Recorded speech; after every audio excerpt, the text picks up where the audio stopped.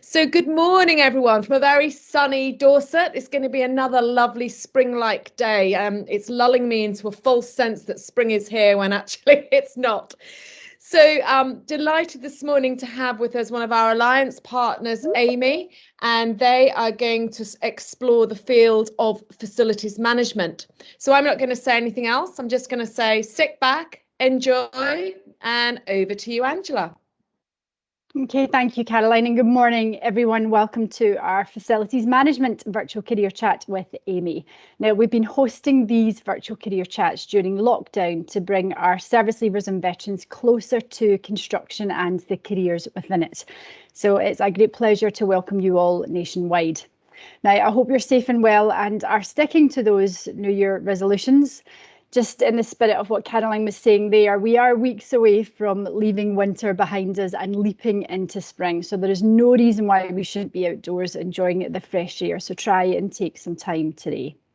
Now, this morning, we are joined by two veterans to discuss their transition into the fascinating world of facilities management. For many of you, this is just an extension of what you're currently doing in service. So it'll be an interesting session today. We'll hear more from our speakers, Phil Crick, Business Director, Adam Collington, Operations Manager, and Jolene Hall, Recruitment Business Partner. So we'll pass over to Phil, our first speaker, to kick us off this morning. We'll all switch our cameras off, Phil. Howdy-ho. Good morning, everybody, and welcome. Thanks Angela and Caroline for inviting us along. Just to be clear at the outset, this is about us offering advice. It's not purely a recruitment drive for Amey.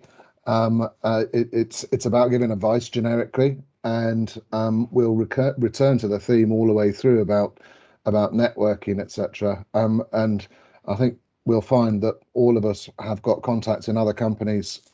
So if you know, it's about networking, it's about giving you some insight rather than necessarily just recruiting for Amey, albeit Jolene does have a list of jobs that are currently on our job portal, and we'll talk to that and how you might be able to secure a role with Amey. So we've had the introduction by Bill Force.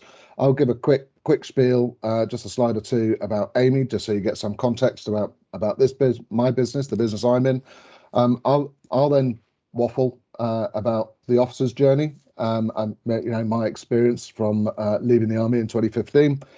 Adam, who was an infantry, senior NCO, and left. I'll leave him to talk about it. Adam will then talk about the senior NCOs and the sergeant's journey into facilities management and how he's promoted so rapidly within our business over the last couple of years. And then Jolene will give you some ideas about some top tips on what the best way of getting into employment might be. And then at the end we'll have a Q&A session. So if you can hold your questions for the end, that make it go a little bit more smoothly. But the idea is that we're very much going to be at least a quarter of the time is spent on questions at the end. Amey, it's a big old beast actually. Over £2 billion turnover, annual turnover, 16,000 employees, and up until Monday, we were the government's largest infrastructure support provider. We are certainly counted as one of the top 5 services providers in the country, and pretty much everybody will see some aspect of Amey, whether it's the water coming out of their taps, the road you drive on, the train you travelled in on, or your quarter that you're living in, or the base you're working on up until, depending where you are now, because a number of those have just gone. So we're owned at the moment by a Spanish company, Ferrovial, which is an enormous company, but we're in the process of being sold. And we've got 2 potential buyers. We're in the final stages of deciding which of the 2 is going to be the preferred bidder, which will happen in the next few months. So Ferrovial is our sole shareholder, as it were, and owns Amey Group. And Amey Group, we did have 5 divisions, but we're streaming down and cutting ourselves back in order to grow again. And we're focusing in on our core activities, which are transport, infrastructure, which we have two major divisions in there, the highways, and you'll see us on motorways, looking after motorways around the country and building works. And likewise, we're one of Network Rail's largest infrastructure support providers. So you won't see us on the side of a train, rather you'll see us on the side of a track, looking after it. Well, perhaps not, because mostly that happens in the middle of the night. The consulting division is, as it says, it's a consultancy. It does design work, it does advice work, it does analysis of problems, and provides guidance and solutions to various clients, both private and public sector. And then secure infrastructure, which is the bit I'm in, and we're going to be talking to you primarily about today. Essentially, secure infrastructure is about facilities management, but it's called secure infrastructure in Amey because our focus, our unique selling point, as it were, is that we work in places where there is a security aspect to it as well. So we look after 60 prisons. We look after, until Monday, we looked after the entirety of the MOD estate and every single service family's accommodation. That all changes with the income of FDIS, and that's my current job at the moment. But we also look after schools across the country, and Adam is working in a secure mental health facility. So it is what it says on the tin. We do facilities management, looking after secure infrastructure, and that's total. So in some places we'll be cleaning it and maintaining it, some places just maintaining it, some places just cleaning it. I'm sure you may, well, I'm not sure. You may well have heard of the Employer Recognition Scheme. It's a scheme set up by the MOD to try and get businesses, large and small, in fact, to recognise the role of the armed forces, to support them, work with them, and you can see on the list we actively look to promote our work with the armed forces. We look to leverage it to benefit families, service families, and veterans, and reservists, and try and get them into the right places and support them in whatever they're up to. And we've raised vast amounts of money for various different charities. I think SAFA was the latest one which we did, but we're a proactive member of the Women in Defence, and work in that space all the time. And we're a gold award, which means we do quite a lot in it and are very active. Right, that's the preamble. 3 minutes telling you about Amey. Big company, employs lots of people, lots of opportunities, about to be sold. That about goes it. That's enough about Amey. Let's talk about me. I left the army in 2015. I left from command. I was the last SAPA CO on Op Herrick 20, closing out Camp Bastion and all of that. Infrastructure stuff. Got to the end of that and thought, do you know what? I think I'll pop smoke and go and do something more lucrative. But because of the nature of my training and where I'm at, a slightly different path to many, because the army paid for me to become a chartered civil engineer, and I got quite a lot of construction, FM, and project management experience whilst I was serving, which funnily enough, when I was going to get out, and this sort of links into that transition experience, I was pretty determined. Right, I'm going to go and get myself a city job, and I'm going to make pots of money, because everybody knows that every civvy makes loads of money, and I'm going to do that, and it's going to be fantastic. And then I went and had my tea leaves read on a career transition partnership, and they asked me what I wanted to do. And I gave them my CV, and they said, "So clearly you want to go and work in construction." Right, okay. And so I guess this plies into that first bit, and it segues onto the next slide.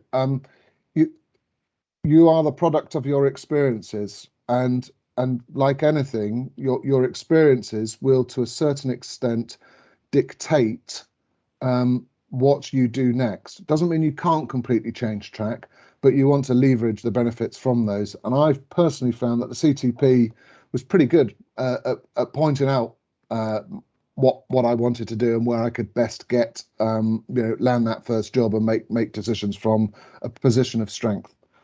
I suppose that transition experience if we go on operations, then you plan it to death. and you work out exactly what you're going to do. My own experience of leaving the army, you know, I signed off in December. I was out by June.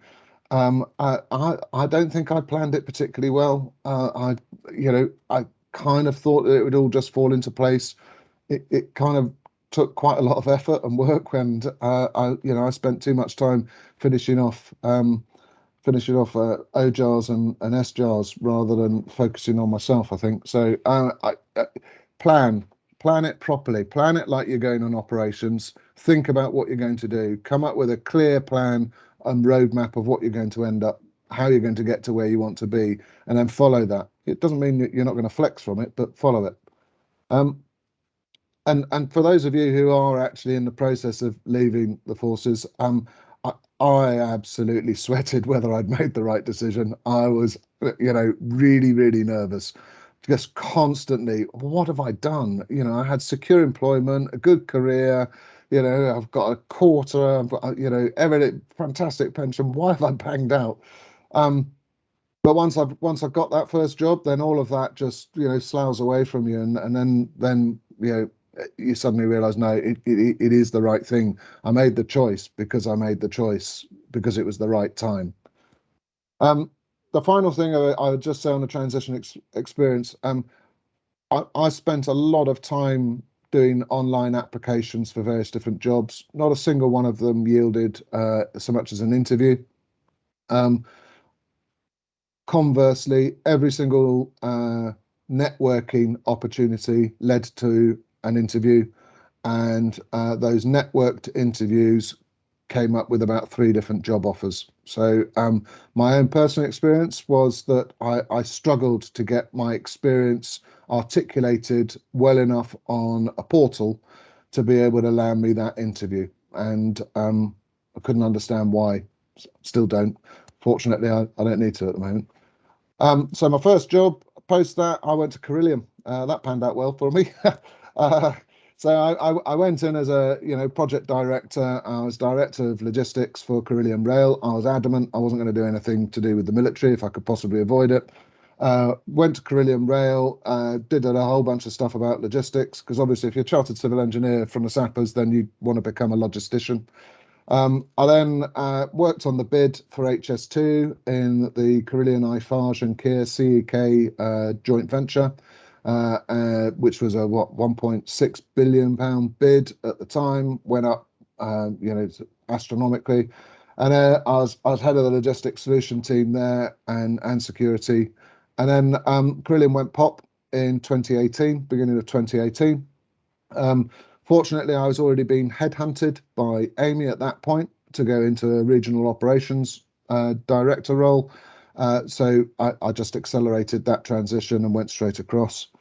For the last 4 years, I've been a regional operations director, looking after the civilian portfolio, so nothing to do with defence once again.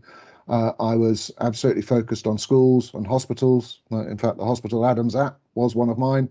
And the school Adam was at beforehand was one of mine. And that was fantastic. Really, really interesting, really diverse.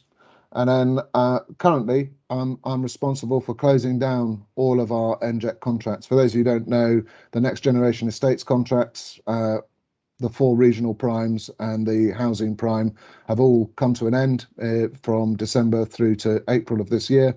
And so I'm closing down a £1 billion business and getting rid of 1,700 employees, or transitioning them to their new employers and all that sort of stuff. So that's what I'm currently doing.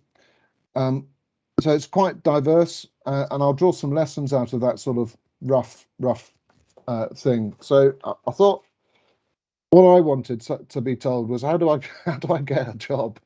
Because and the first thing I would just say is nobody's going to walk up and just give you it. You've got to find it and secure it and land it yourself. I think the fundamental lesson to take away is that during your military service, somebody told you where to go, somebody told you where to live. Even promotions were just a matter of somebody assessed your performance and your potential, and then somebody else sat down with a bunch of other people and looked at those reports and decided whether they were going to promote you or not. and everything was sort of done to a certain extent for you. It doesn't take away, the importance and the skills and the challenge of the job, but a lot of that administrative piece of your life was done for you or to you, depending on how you look at it.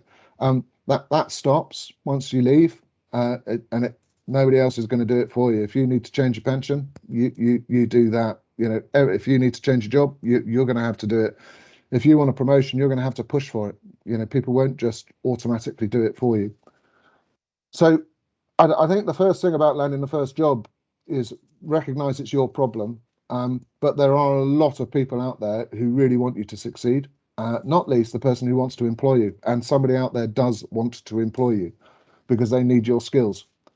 So choose a sector that fits you. And I talked about the fact that I thought I was going to go and make my millions as a hedge fund manager, and then found out I was actually going to be a toilet cleaner. So choose a sector that fits you, and that you're happy in, and that your skill sets support, and that your experience perhaps can be leveraged towards. And then consider the route that you're going to actually get into that first job. Because once again, there are a number of options. You could be self-employed, just go and set your own job up and start off. And I've got a number of friends who've done that. Depends on your risk appetite. You could go and join an agency, particularly if you're going into project management or consultancy. Just put your CV up there, and they'll land you a job, but they'll take a chunk out of your wage effectively. Or you could go and join a company and be directly employed, and which is the option I took. But once again, even within that, you can go and join a small company and be a big fish, or you could go and join a really big company and be a small fish, or maybe even straight into a big fish. I don't know. Have a look at the training that you need. Absolutely focus on getting those the right courses in place, and fill up any gaps in your experience with qualifications. And before you start applying, network. LinkedIn is good. It is a good way of just getting people. There are a lot of people out there who will show you a lot of goodwill. Buildforce is fantastic. They will absolutely. I mean, I get a number of CVs through from Caroline each year, just saying, can you find some work experience or a job for this particular individual, or can you mentor them into the next job? And we always do that. There's the Officers Association, Vets, which I think is still Barclays run, going on. There are recruiting events. Anybody who left the military and is in a job that might be the right sector, go and talk to them. And just that is what networking is talking to other people. Applying, if you're going to take a senior position, mostly we're on 3 months notice. So recruiting is usually about 3 months for the senior positions. I'll go back to the networking. You need to network to get yourself feet in the door. The point I make is that a CV gets you to interview, or your networking gets you to interview. So if either of them are poor, then you're not going to get to interview, and then that obviously means no job. So make sure your CV is really, really swept up and professional. Generic CVs aren't ideal. Tailor it for that specific job. And I'd wax, you'd have a whole session about CVs, and I'll leave it to Jolene to cover it in more detail. But you wouldn't buy a car off a generic description of it. It's got 4 wheels. You want to know more about the detail of what that car does and whether it suits you or not. So you need to have that in your CV. It's your sales pitch about you. Be realistic. Contrary to popular belief, it's not all pop star wages on the other side of the fence. But don't just consider the base salary. Look at the entire package. If there's medical in there, if there's cars, etc., make sure that you add all of those up and look at it. But also do the same with the package you're on at the moment to make sure that your quality of life can be maintained, or you understand what your budget's going to have to drop. Make sure that your experience is real and relevant. Don't try too much to shoehorn completely irrelevant stuff into what you're trying to do. And the final bit is be flexible. I assumed that I was going to go in and do major civil engineering design work or contractor work on site, managing projects, and I ended up doing logistics. Wasn't what I thought I was going to be doing. They saw something on my CV that they thought that fits our whole. Bear in mind, the person who's there They have a requirement, and you're looking to fill that requirement for you. At the interview itself, research the organisation, research the role, research who's interviewing. It's your intelligence preparation of the battlefield. Absolutely carry out. There's so much open source information to get hold of, and you can use your network to find out a little bit more. There's loads out there. And a critical thing for a contractor or any business is they want their employees to add value. So find out what the job is and look at your skill sets and work out how you're going to add value to that particular role, and then you convey that to them with experience and evidence of what you've done before, and that they'll then want you. It's as simple as that. Sell yourself. Absolutely sell yourself. You've got to big yourself up because nobody wants a shrinking violet, but try not to bluff or overpromise because you'll be held to it. And frankly, a short notice dismissal is really easy to do. It's your notice period and that's it. You're gone. I would practice any interview. The CTP did good interview course. I would do that if you can. You'll be then probably more experienced than the person who's interviewing you. Prepare your questions, and Jolene's going to cover that in more detail. And keep on going back. That they have a gap, otherwise they wouldn't be recruiting for it. And you just got to fit that hole. When you're negotiating the package, you need to be realistic. So research what the going rate is. There's, you can ask other people in a similar sort of role or even the same role in a different company what they're on. Glassdoor is a good it's a good website. People are quite honest about what they're up to in their role, whether the company's a good company to work for, but they'll also talk about what their package looks like, and you can have a look at that and find out, right, if you go in expecting 100 grand and the job is only paying 50, either you're not going to get a job or you're going to be disappointed. As I said, mention it's the whole package, not just the base salary, and be reasonable. I think CTP banged on about the fact, the first person to mention the price has lost the argument. Well, it's not what it's doing. You're negotiating a package which is acceptable to both parties, and so they've got a budget for the role. They want to get a little bit under the budget if they can. You've got a minimum that you'll accept to do the role. You've just got to align those two sets of those two numbers. And frankly, if do you know what? I 55 grand, brilliant. I'd be laughing all the way to the bank. And if their budget's 75 and you're prepared to do it for 55, what's the problem? No problem. Just get yourself promoted. Right. Just a couple of tips about construction, and then I'll hand over to Adam. It's practical and operational in nature, which means that anybody with military experience absolutely ideal for you and your psyche. It's the way it rolls. I guess the main difference is the context. Whereas you've got an operational mandate and goals to achieve in the military, which are pretty much life or death. In business, it's more about making a profit, delivering what the customer wants. The motivation of your workforce is fundamentally different.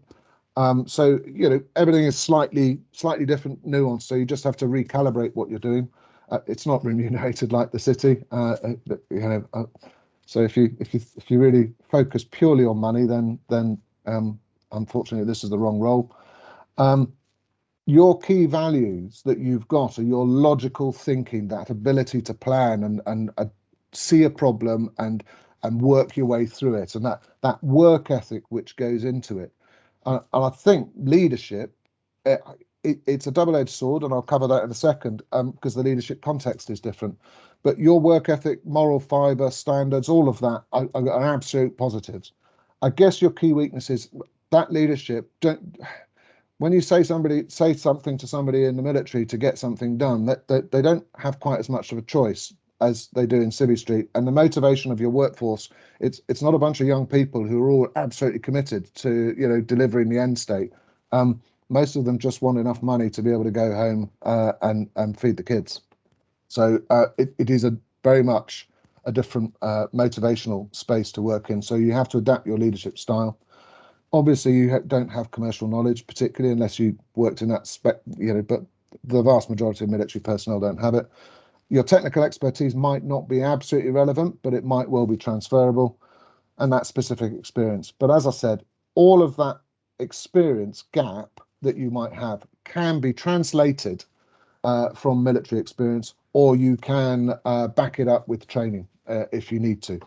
So if you've worked, in a multinational headquarters, then you've done stakeholder management and client management, and if you've done joint fires planning, then you've done project sequencing. So it doesn't matter what it is, there is a correlation almost always. Beware overconfidence. Just because you were the Hunderskugels in the military and absolutely fantastic does not make you an expert in facilities management. But that doesn't. Don't undersell yourself either. And the one which always gets me is when people tell me they ran a £500 million budget for track mileage on tanks, because they were, I don't know, a Squadron 2IC. No, you didn't. And it's not equivalent to P&L. So learn about that, learn the context and where you're up to. But equally, don't undersell yourself. You will be nervous, particularly at those first interviews. You've got the most amazing background and training, and you are good by dint of where you've got to in your military careers. So don't undersell yourself, because you're fantastic. Right, Adam. Hi, thanks. Hi everyone, good morning. So give you a little bit of background on myself. So I joined the infantry military Duke Wellingtons in '98. Various operational tours, probably like a lot of yourselves: Northern Ireland, Kosovo, Iraq, Afghanistan. In my early career, I really focused on I was a fitness instructor, so I qualified as that. And then I had quite an enjoyable career, played a lot of football for the army and sort of concentrated on that side of it. And then a bit later than normal, I went and completed Senior Brecon and promoted to Substantive Sergeant later that year, 2012. Unfortunately, quite suddenly out the blue, I was medically discharged for hearing loss. I was due to go back to Afghanistan, failed the medical, and then unfortunately I was discharged and left within 6 months of that. So that's just a little overview of my career in the military, and I'll talk to you now about the sort of transition and the challenges that I face, because there's definitely been some of those, and then I'll talk to you about where I am today. So as I said, I left quite suddenly, and it ties into a little bit Phil said, but unfortunately I didn't have any choice in this matter. Time to prepare. I had a family. I was based down in Warminster at the time, been there for about 6 years. I'm obviously from up north, from Yorkshire normally. What do I do? I've got 6 months to prepare. What do I do? And I sort of went to the default setting of, I'm infantry, don't have a great deal of recognised, or what I thought was recognised, qualifications at the time. So what did I do? For my resettlement, I went and did my level 3 personal training course. Was that really what I wanted in my heart? Probably not, but that's what I did. I was lucky enough while I was down there, I went and took a job as a fitness manager in a leisure centre in a place called Froome. And ultimately, we talk about, I know a lot of stuff's around financial and things like that. The money was not very good.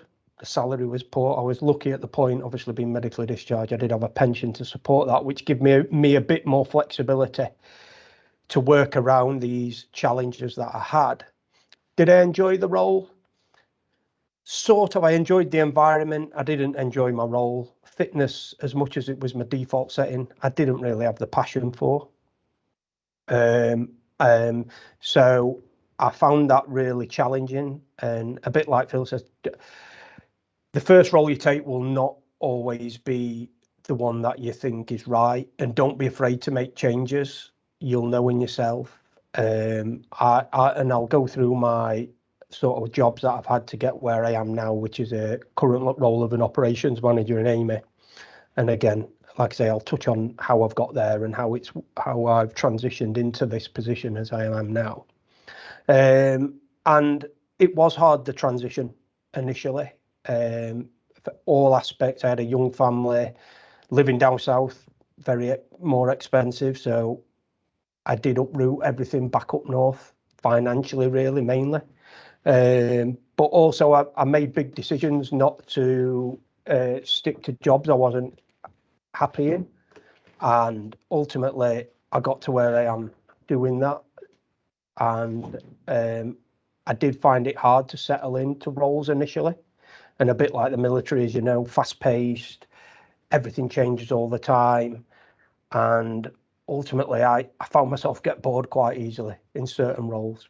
But I made the decision myself to make changes. And like I say, I'll touch on how I progressed as I went through. The one thing I would say is, a bit like Phil said, the preparation, the planning, your resettlement is vital to get what you want out of it. Really think hard about it. You know, I was slightly different. I didn't really have a lot of time to prepare. You know, I was planning for it to happen another 6 years down the line, not 6 months. So I hadn't even thought about what's next. But you definitely, as you're planning, as you're looking at what you want to do, I can't reiterate how important that is from my experience of not having the opportunity to do that. It did take me a lot of time to get to where I wanted to be and what I wanted to do. Just move on to the next one, Phil. So, as I spoke about, how did I get where I am today? So, obviously, since I left, I've been in civilian employment for 9 years. I've worked in leisure, education, hospitality, and now facilities management. So I spoke about, I went into a leisure centre as a leisure manager. Didn't really suit my needs. An opportunity come up when I moved up north to be an MVQ assessor. Because as I was a leisure manager, I'd done my level 3 management qualification through an MVQ through a company called Lifetime. So I thought, quite a nice job going around training people to be personal trainers in leadership and management. And so I took that on. Again, didn't really suit me. It was quite lonely, driving around the north, training people, not really what I wanted. And then an opportunity come up in a hotel on my doorstep. And initially I was the leisure and spa manager. And I did enjoy it. And I was lucky enough to be promoted into the facilities manager role of the hotel, which sort of ties into where I am today. Loved it. Absolutely brilliant. Best thing I ever did. The fast pace of it, the problem solving need, everything you learn from your military career that goes with it, tied into that role. Every day was different. The challenges that it brought, having to plan things with a hotel that's open 365 days a year, you know, that side of it was absolutely fantastic. And my sort of skill set transferred over to that. However, the only downside to it, and I suppose it's a military thing for me, the one thing I found really difficult in that role was it was 365 days a year as the facilities manager for a hotel that's got 300 bedrooms and 2,000 guests, some rooms at £1,000 a night for special occasions or a weekend. It was constant 24/7. And I started to feel that I needed a bit of a family life balance in that. So again, I made that decision. I resigned from that position just because I didn't feel like I had that balance. And I had about a 3-month timeout, which I haven't put in there. I just had a 3-month timeout, really evaluating what I wanted. And the job come up in Amey as a school site manager, so site premises manager at the largest school on the Barnsley contract. So that was just over 2 years ago. I took that role. And from day one, from the interview, I knew that, and it might sound cliche, but I just knew that was the right place, and working for Amey was the right place. Their ethos, their values, everything sort of tied into what I've been used to. And ultimately, you're rewarded for your work, and it was great. You know, the things that stood me well, you know, am I the most technical person? Do I know everything about facilities management? Do I know everything about engineering side of it? No. Have I got those qualifications? No. Do I need them? Not necessarily. I build on my experience of being a good man manager, you know, proactive, work ethic, everything you learn in the military ties into facilities management. And I suppose, you know, that's got me where I have. You know, I did this school site for 6 months, took a second one on, so I was running 2. Then within a year, I got promoted to a role of FM manager, which was overseeing for 6 months. I was overseeing all 11 sites under a senior ops manager on the schools. And then 4 months ago, I got the opportunity to move to Birmingham on the mental health contract as operations manager. And again, totally different, 21 buildings, all variety of skill sets needed. But ultimately, like I say, the one thing that I've learned is that I use my strengths, the man management, the problem solving, and where I lack, that's where I build the team around me to use their expertise. You know, there's not one day I go in and think I know everything, because facilities management, it changes every day. Something will happen today that I don't know about, and I'll have to use somebody else to support that. But that's the one thing I would say as you move away from military. It is quite easy to be quite, it's my way and no way and no other way. And that is quite a strong trait at times. But don't be afraid to ask for help. Don't be afraid to listen to other people's opinions. Take it on board, because it'll build you up to help you in that way. But like I say, the biggest thing I could say is a bit like Phil, reiterating what Phil said, plan. Definitely plan what you're going to do. Have a good think about where your skill sets fit into it. But don't worry about the gaps that you have. Use your strengths to build what you've got to get the jobs you want. And don't be afraid to, you know, make decisions like I did. You know, your first job isn't always going to be the right one, you know. And just to give you an idea on the networking side, since I've been here 2.5 years, I've given 3 veterans roles within Amey. One as a caretaker and 2 site managers. 2 I served with who I knew from experience, and 1 who I knew who somebody else put me in touch with. So it is vital. And if anybody ever needs anything like that, by all means, be in touch. Good morning, everyone. Well, where do we start? I think obviously Phil and Adam, you've both covered, you know, pretty much all the basics. We are recruiting. There is definitely no doubt about that. So really, I suppose from a recruitment perspective, I think the key is obviously, Phil's obviously touched on it, is networking, really. Get onto LinkedIn,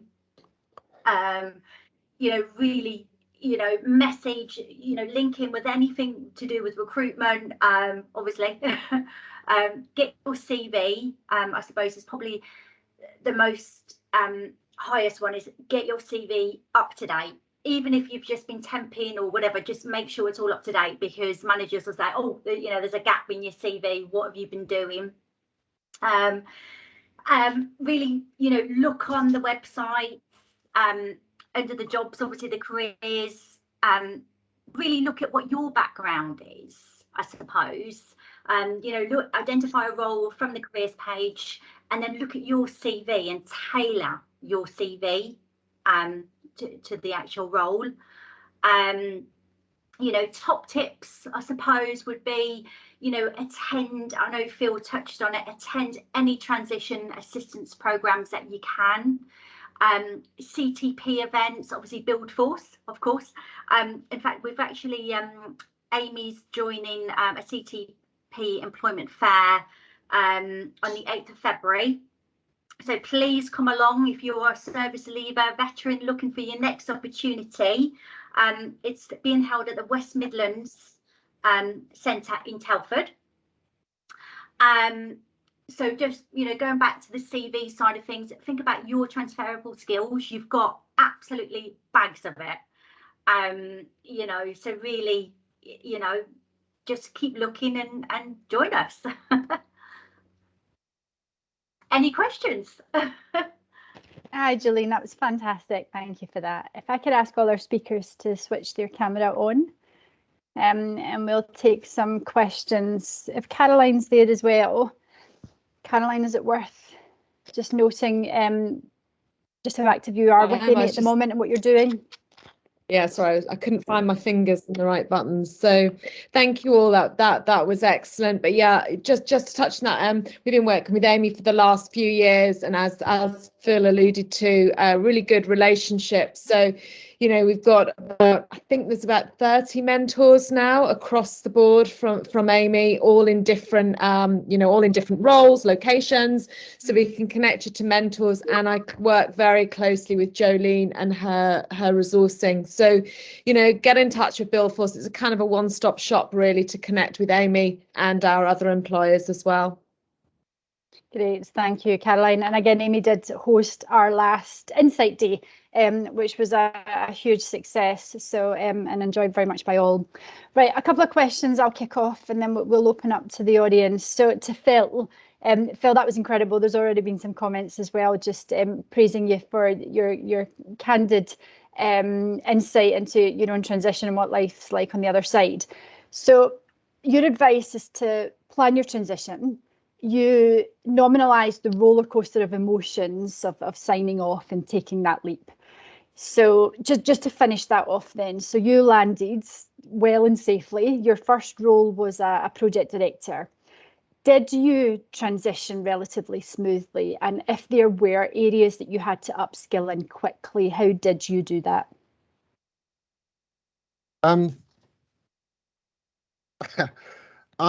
In terms of training and all the rest of it, as I said, I was relatively unique because not many people in the military get the opportunity to get direct civilian qualifications, which are directly transferable.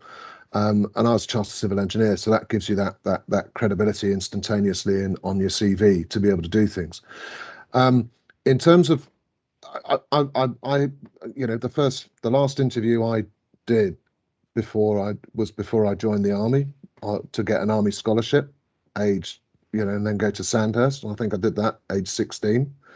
So the next one was at 42, and apparently that interviewing technique and just understanding how you handle an interview, and the piece which Career Transition Partnership did a course on it. That was fantastic, really, really useful. People kept on talking to me about networking, but I didn't really understand what it meant. It's just not common sort of language within the military community. Networking. What is networking? What's the science of networking all about? It is as simple as phoning up somebody who you vaguely know and saying, "What's your job like?" That is networking. I think one of the best bits of advice I heard, which was when I was working for Carillion, and it was at a session similar to this, when a chap called Jim Bowden, who's now director at ACOM, I think it is, turned around and said, "Every single conversation you have is an interview. You just might not know it at the time." So you might meet somebody down the pub and you will make an impression on that human being. And you never know, that human being might turn around and say to the next person that they meet, "Look, yeah, not recommend you at all." Or they might say, "Oh, I was chatting to somebody who's got those skill sets that you're looking for that job. Let me give you their details." And it's literally, that's how some jobs come about. It's just you've met somebody who's met somebody. So that's what networking is. There's no skill to it. I'd have loved somebody to tell me that beforehand, because I thought it was some nefarious art, but it isn't. It is just getting your name on other people's lips. Can I just add to that? I mean, that's what we see more and more of, Phil. Most of our candidates that we've placed in employment hasn't been through a direct jobs board or a JD. It's been through that mentor who's further connect them, or that work placement that's led to, if not employment immediately, employment down the line. So just wanted to echo that. Absolutely, it is that network, and that's what we can definitely help with. Okay, so for those service leavers watching this, Phil, who are just weeks or months away from that first role, and they're on that roller coaster, they're panicking if they've made the right decision. you did transition into that PD role relatively well. You hit the ground running. You were able to add value quickly.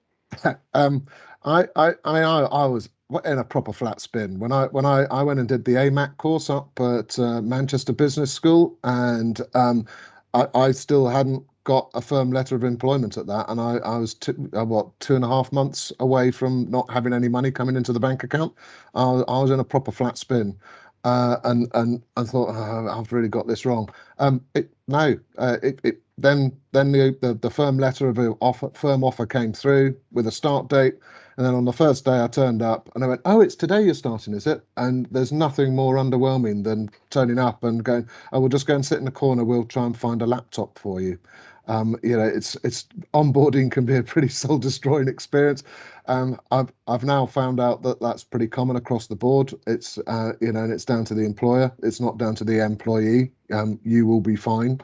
So you will question what you're doing. Unless you're really, really lucky, and you're signing off because somebody's said in 6 months' time or 12 months' time I'm going to be able to give you a job. And I don't know. I've not met many people who can do that. Pilots seem to be able to, but that's about it. Unless you're doing that, you're going to have a moment where you absolutely think, "What on earth have I done?"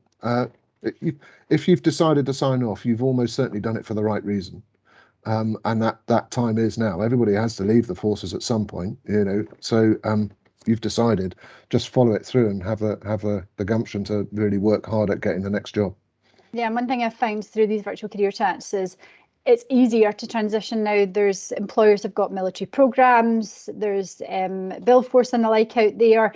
There's mentors available to help and support. There's work experience to test the water and make sure that that's the right role and the right employer. So there's steps that you can take before you have to make that jump. So a couple of questions have come in. I'll throw the first one at you, Phil. Probably the best question we've had this morning. Amey are going through a period of significant change. Is it the best time to join the company? This past year was Amey's best performing year financially that it's ever had. Amey has been sold. There are 2 private equity firms, both private equity, and I can't tell you the names of them. There are 2 private equity firms who are specifically engaged.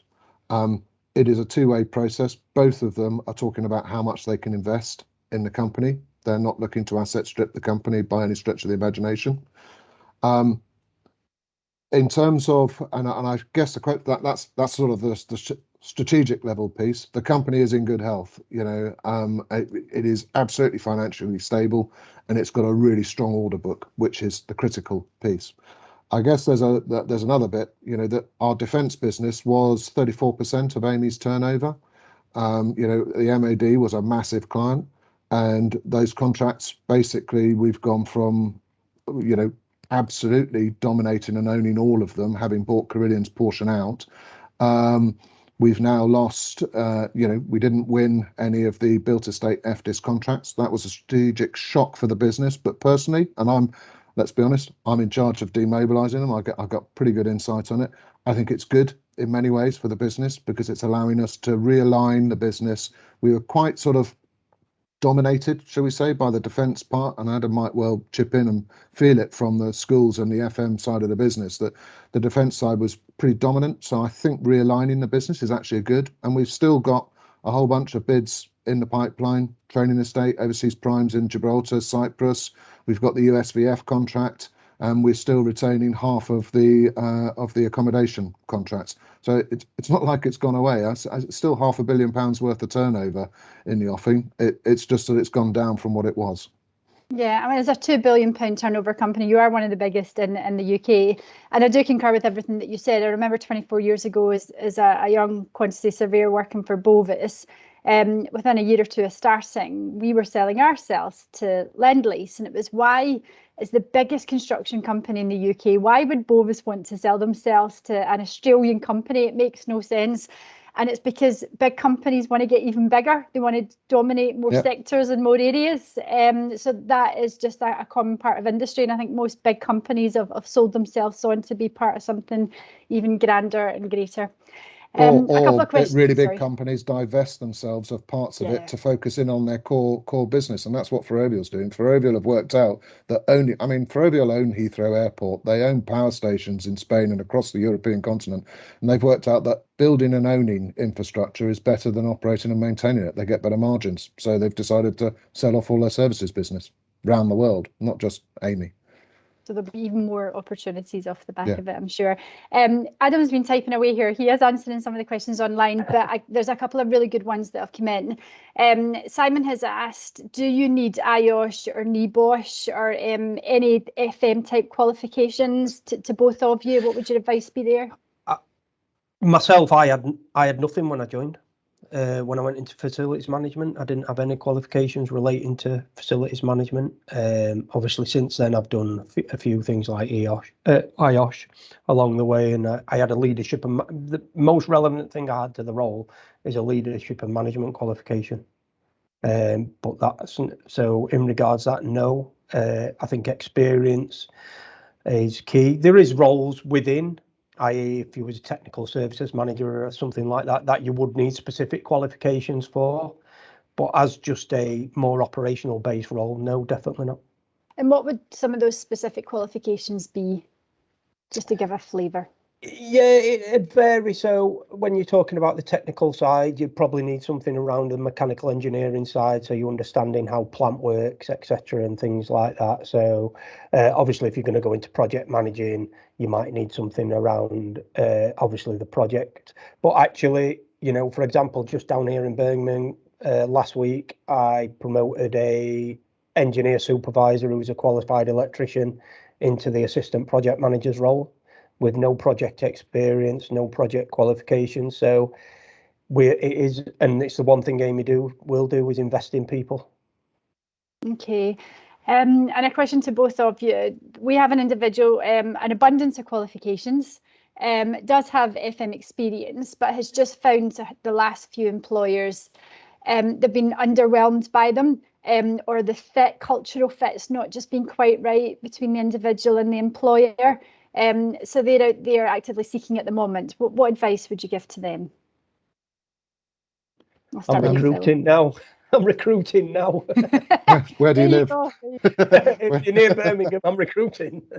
It depends what the skills and the qualifications are. If you've got a hard services background, mechanical engineering, electrical, HVAC, anything like that, then you are, without any shadow of a doubt, wanted in the FM business. That we can never have enough engineers. It seems they rotate through.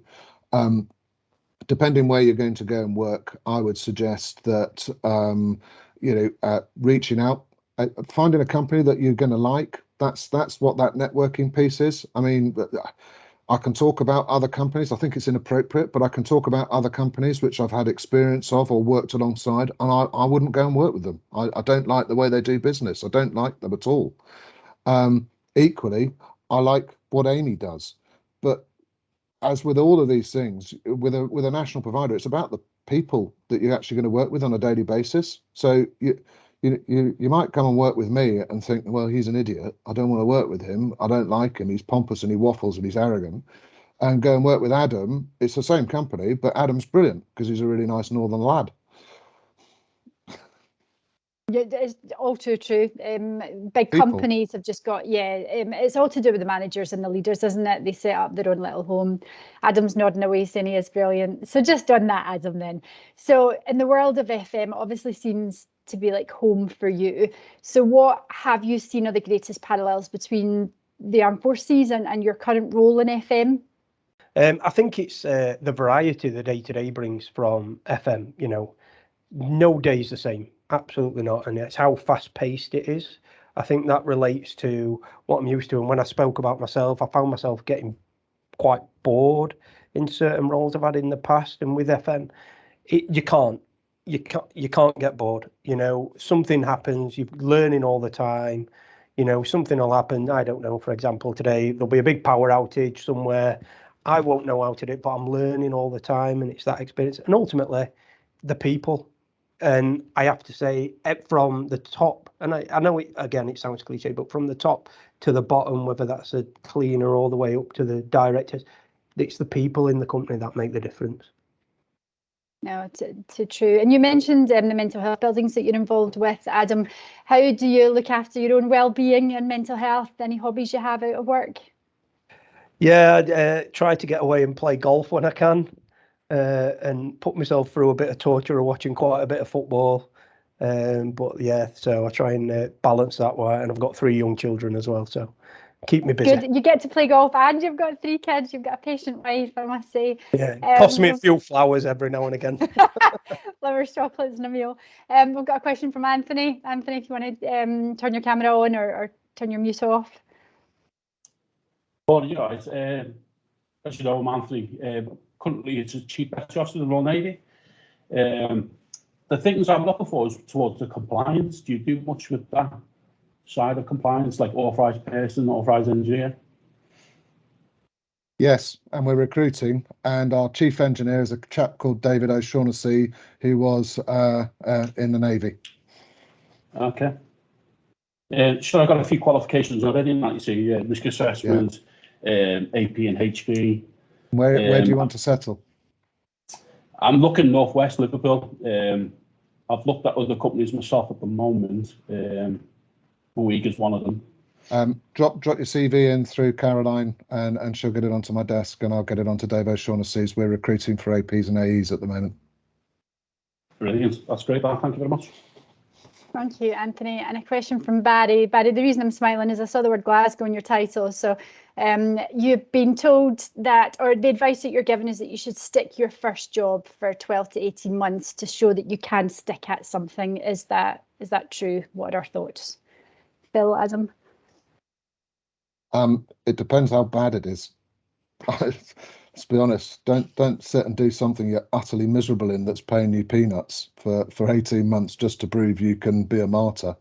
But should you jump ship straight away on your first job in civvy sector? Probably not. I think most people would if you went to an interview, and I had somebody in front of me who I was interviewing for a role, whatever it might be, and they said, I got my first job out of the services, and it was this, and I only lasted 6-7 months. It did not fit, and I'm now looking for the right fit. I would see that as a positive rather than a negative. But I think if you have 7 or 8 jobs which are all 6 months, then that's a bit more of a challenge. You've got to have some longevity and reliability in there somewhere on your CV after military, but it doesn't necessarily have to be the first one, because I think everybody recognises it's a massive wrench and change. And it's linked to a question that Sabrina's asked about mentoring. I think sometimes during that initial transition, we can't stress enough the importance of your mentor. You need to be able to check in to say, is it always this disorganised, and should I be feeling this discontent, and when will I start to feel more settled and get a better night's sleep? And your mentors are really good on that emotional transition as well. So it's good for them just to give that second opinion as to how bad or good is this, and how will it change. Just on that, Sabrina's point is there a mentoring programme within Amey? I was just typing to answer a question, but I'll speak it instead. Yes, there are a number of different mentoring programs. We have a graduates mentoring program for people recruited off the graduate scheme. I've got 2 of those. We have a specific program for women in construction, because the business, our CEO, Amanda Fisher, funnily enough, relatively passionate about getting other ladies and into the construction sector. It's massively underrepresented. Probably not so much within the FM part of the business. That it's a much more diverse and background in FM. But yes, there are mentoring programs, and we always try and appoint a buddy or some such when somebody joins into the business, just to make sure that they get through the first few months, and then there are military mentors. I think, as Caroline said, I think we've got 30 who are ex-military and are actually signed up and have had some modicum of training from Build Force about how to do mentoring. So yes, several. Okay, that's great. So listen, thank you to Phil, Adam and Gillian for their incredible contribution today. facilities management is a fascinating space, and it allows our assets and our communities to function and to flourish. So it's ever so important. The opportunities are there, so it is certainly a viable option for many of you. So please get in touch if you have any questions, and we'll help on how you can take this further. And well done to those who did get a job off the back of this today as well. So we'll certainly connect you. I'll pass back to Caroline just to close. Thank you all, and thank you our speakers. That was fantastic. And just to echo, you know, there was a lot being said on that cultural fit. You know, a work placement is always a great try before you buy scenario. You know, we had a sergeant after 3 days on site said, thank God that wasn't for me, and he chose another sector. Equally, we had a Royal Marine who after 3 days on site, the hiring manager said, we must employ this guy, and he's now loving life as a site manager. So, you know, I really can't echo the importance of a work placement, and we can support with that. So again, if you need connections to any of the people today, there was a lot of resourcing requirements there, which I'm going to follow up on as well. So please do just get in touch, and we can make those connections. So our next virtual career chat is the 17th of February, and we're delighted to have Balfour Beatty with us as they're hosting their new military programme, which is very exciting. So please do get in touch to reserve your place. And again, the 3rd of March, we have our live face-to-face. Amey will be with us, Insight Day at the Cotton Centre. We have over 40 employers there, all actively recruiting nationwide. So it's not just London South centric, it is nationwide. So if you haven't reserved your place, please do get in touch, because it's looking very busy and we don't want to have to say no.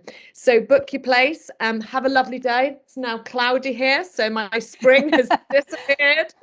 And thanks all for listening. And again, thank you to Amey for continually supporting us and our wider military audience. Thank you. Thank you, everyone. Thank you. Bye. Thank you. Thank you. Cheers. Thank you.